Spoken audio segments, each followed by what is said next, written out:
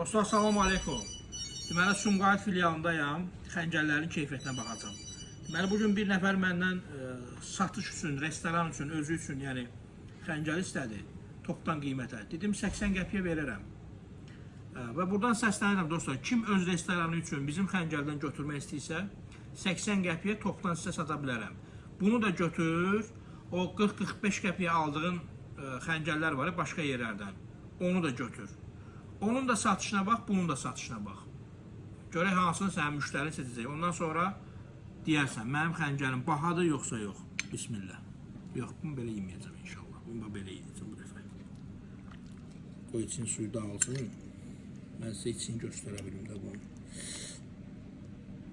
Fokus eləyə bilirsən, ha? İçin göstərə bilirsən, ha? Bax belə dostlar. Dostlar, gəlin. Gözəl xəncərlər, xalis dana əti, yerli danaların ətindən. Bismillah.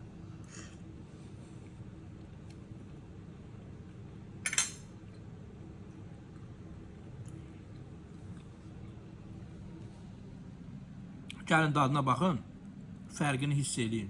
Salam aleykum.